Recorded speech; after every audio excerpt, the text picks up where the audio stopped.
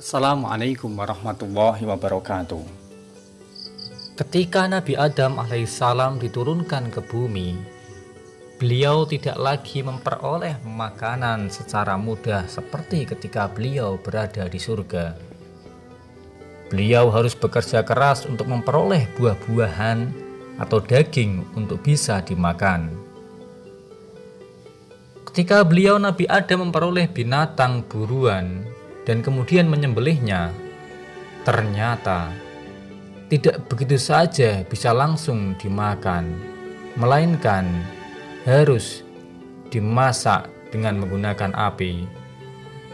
Karena waktu itu di bumi belum ada api, maka beliau berdoa kepada Allah Subhanahu wa Ta'ala agar turunkan api untuk memasak. Maka kemudian Allah mengutus malaikat Jibril meminta sedikit api kepada malaikat Mikail yang berada di neraka. Untuk keperluan Nabi Adam tersebut, Malik berkata kepada Jibril, "Seberapa banyak engkau menginginkan api?" Jibril berkata, "Aku menginginkan api neraka itu hanya seukuran buah kurma," kata Jibril. Kemudian malaikat Mikail berkata, kemudian malaikat Malik berkata, "Jika aku memberikan api neraka itu seukuran buah kurma, maka 7 langit dan seluruh bumi akan hancur meleleh karena panasnya." Jibril kemudian berkata, "Kalau begitu, berikan saja kepadaku separuh dari buah kurma saja." Kemudian malaikat Malik berkata lagi, "Jika aku memberikan seperti apa yang engkau inginkan, yaitu separuh, maka langit tidak akan menurunkan air hujan setetes pun, dan semua air di bumi akan mengering sehingga tidak ada satupun tumbuhan yang bisa hidup di bumi."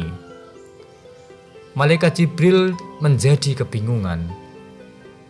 Sebanyak apa api yang bisa diberikan oleh Adam?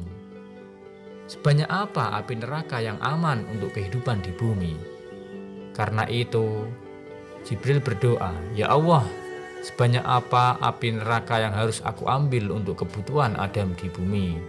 Kemudian Allah Subhanahu wa Ta'ala berfirman, "Ambilkan api dari neraka sebesar zarah atau satuan terkecil dari atom."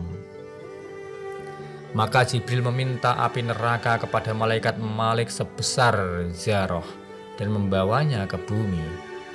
Akan tetapi, setibanya di bumi, Jibril merasakan api yang besar zarah tersebut sangatlah panas. Maka Jibril mencelupkan atau membasuh sebanyak 70 kali ke dalam 70 sungai yang berbeda.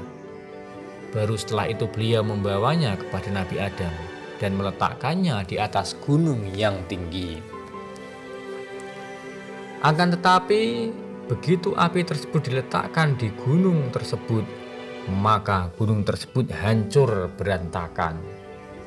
Tanah, batuan, besi dan semua saja yang ada di sekitar api itu menjadi bara yang sangat panas dan kemudian mengeluarkan asap. Bahkan api yang sebesar zarah itu terus masuk menembus bumi. Dan hal itu membuat Jibril khawatir. Karena itu, Jibril segera mengambil api tersebut dan membawanya kembali ke neraka. Kemudian bara terbakar yang ditinggalkan itulah yang sampai sekarang ini menjadi sumber api dunia, termasuk yang menjadi mahma di semua gunung berapi. Tidak bisa dibayangkan bagaimana panasnya api neraka tersebut. Kalau bara api dunia itu umumnya berwarna merah, maka bara api neraka itu berwarna hitam kelam, seperti hitamnya gelap malam. Nabi Muhammad SAW pernah bersabda, menanyakan tentang keadaan api neraka itu. Maka malaikat Jibril berkata, "Sesungguhnya Allah Subhanahu wa Ta'ala menciptakan neraka lalu menyalakan api neraka itu selama 1000 tahun, sehingga baranya berwarna merah. Kemudian Allah menyalakan dan menambah panasnya selama 1000 tahun lagi sehingga baranya berwarna putih. Dan dia menambah panasnya selama 1000 tahun lagi sehingga baranya berwarna hitam. Maka neraka itu hitam kelam seperti hitamnya malam yang sangat gelap pekat.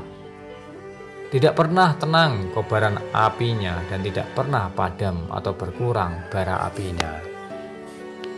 Mendengar kisah ini sungguh sangat mengerikan betapa panasnya api neraka. Untuk itu, kita semua harus selalu ingat surga dan neraka untuk bisa menjalankan kebaikan dan menjadi motivasi untuk selalu berbuat baik.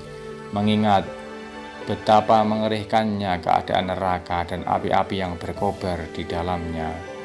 Dari cerita tadi kita dapat lihat saja, hanya setitik api sebesar zarah ataupun sebesar inti atom dapat melelehkan seluruh bumi.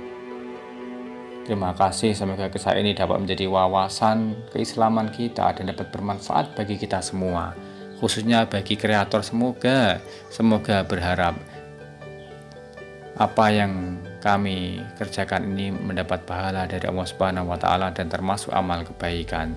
Terima kasih. Assalamualaikum warahmatullahi wabarakatuh.